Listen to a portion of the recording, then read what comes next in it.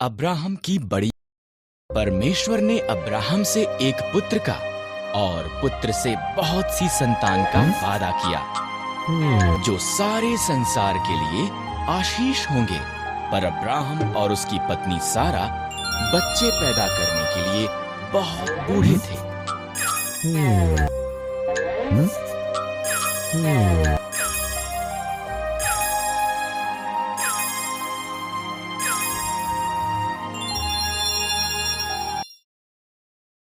20 साल बीत गए।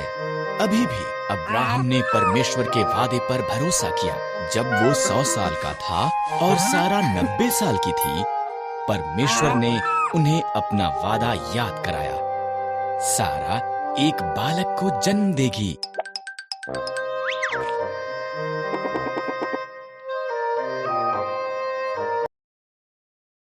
जब उनका पुत्र पैदा हुआ, सारा इतनी प्रसन्न हुई कि वो प्रफुल्लित हुई।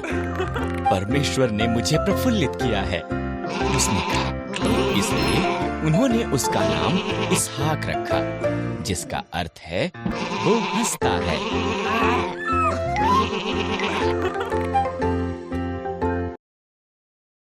जब इसहाक एक छोटा लड़का था, परमेश्वर ने अब्राहम को उसके पुत्र को मोरिय्याह पर्वत पर ले जाकर उसकी बलि देने को कहा। परमेश्वर इस तरह अब्राहम की परीक्षा ले रहा था। इसहाक लकड़ी उठाकर चला और अब्राहम ने छुरी और मशाल ली। इकट्ठे वो पहाड़ पर चढ़ गए। बलिदान के लिए मेमना कहाँ पर है? इसहाक ने पूछा। परमेश्वर इसका प्रबंध करेगा, अब्राहम ने जवाब दिया।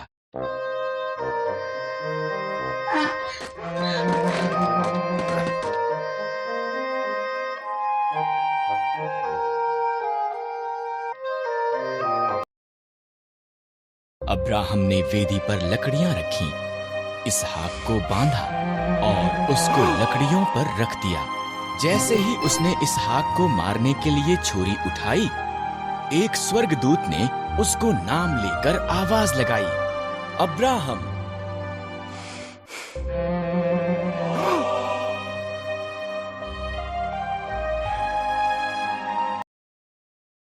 लड़के को मत मार, स्वर्गदूत ने कहा। परमेश्वर जानता है कि तू उसके वादे पर भरोसा करता है। उधर झाड़ियों में देख, एक मेंढा अपने सींगों से झाड़ियों में फंसा हुआ है। इसके बदले उसे बलिदान कर।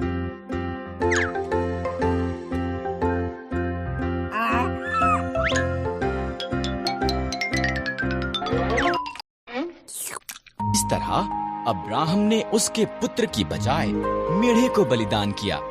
उसने उस स्थान को यहोवा यिरे, परमेश्वर प्रबंध करेगा, रखा, क्योंकि परमेश्वर ने बलिदान का प्रबंध किया था। ठीक जैसा कि परमेश्वर ने कहा था, उसका वादा सच्चा हुआ।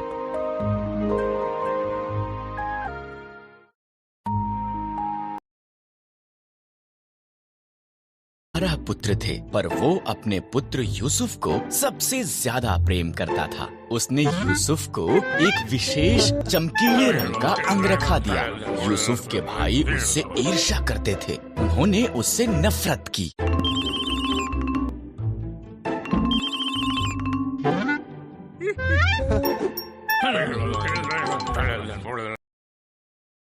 यूसुफ ने विशेष स्वप्न भी देखे।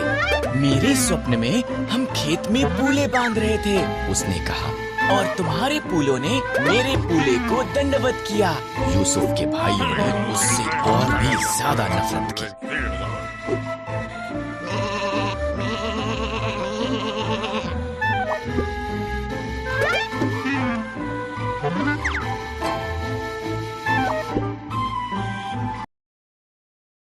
यूसुफ ने एक और स्वप्न देखा। सूर्य, चंद्रमा और 11 तारे मुझे दंडवत कर रहे थे। उसके पिता और उसके भाई कुड़कुड़ाए। क्या तू ये कह रहा है कि तू हम पर राज्य करेगा?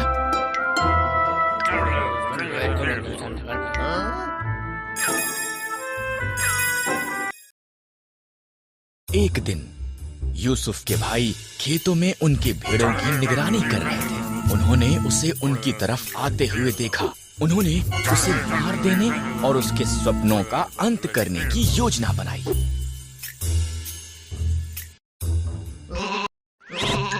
हमारे भाई को मार देना गलत होगा, रूबेन ने कहा। आओ हम उसे खाली गड्ढे में डाल देते हैं। इसलिए उन्होंने यूसुफ का विशेष अंगरखा फाड़ दिया और उसे गड्ढे में फेंक दिया।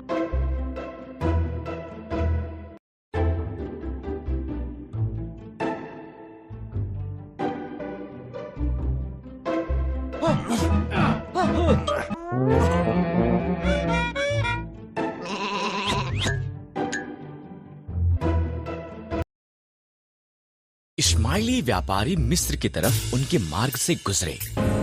आओ हम यूसुफ को इश्माइलियों के गुलाम के रूप में बेच देते हैं, यहूदा ने सुझाव दिया। इसलिए भाइयों ने यूसुफ को चांदी के 20 सिक्कों के लिए बेच दिया। भाइयों ने यूसुफ के अंगरखे को बकरे के लहू में डुबोया और इसे याकूब को दिखाया। मेरा पुत्र मर गया है। वो रोया। इसी दौरान यूसुफ को मिस्र में ले जाया गया, लेकिन परमेश्वर यूसुफ के साथ था। मिस्र में इश्माइलियों ने यूसुफ को पोतीपर के पास बेच दिया, जो फिरौन का हाकिम था। परमेश्वर ने यूसुफ को आशीष दी और उसे सफल बनाया। पोतीपर ने यूसुफ को अपने पूरे घराने का अधिकारी बना दिया।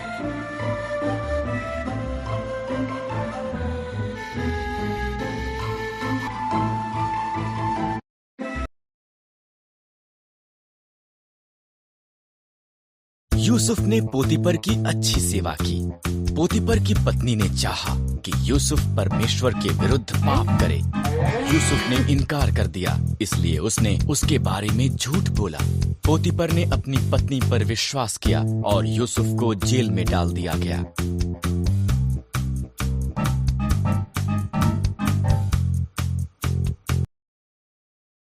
जेल में यूसुफ फिरौन के 2 हाकिमों से मिला।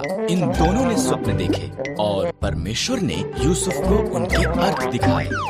यूसुफ की व्याख्या सच्ची हुई। पिलाने हार को आजादी मिली, पर पकाने हार को फांसी दी गई।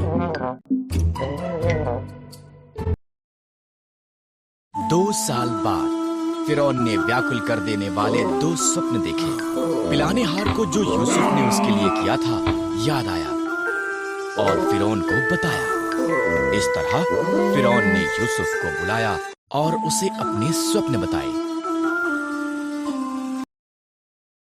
परमेश्वर ने यूसुफ को फिरौन के स्वप्नों का अर्थ दिखाया।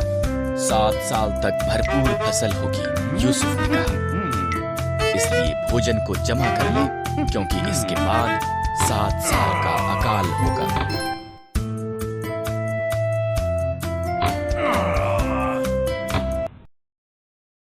फिरौन यूसुफ की बुद्धि से प्रभावित हुआ, इसलिए उसने यूसुफ को सारा भोजन एकत्र करने का जिम्मा सौंपा। फिरौन को छोड़ मिस्र में कोई भी यूसुफ से ज्यादा शक्तिशाली नहीं था।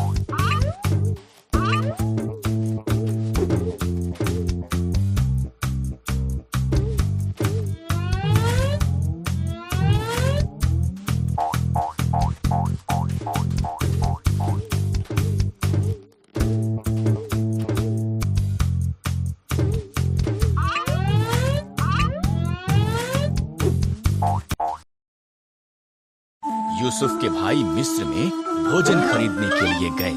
उन्होंने यूसुफ को दंडवत किया, पर उसे पहचान नहीं पाए। जब उसने देखा कि वो बदल चुके थे, तब उसने उन्हें बताया कि वो कौन था।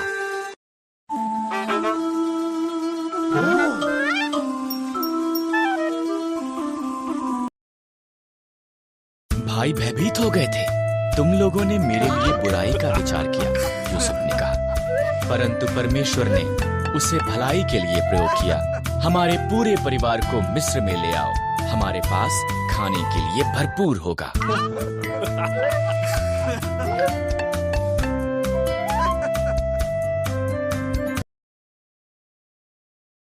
है।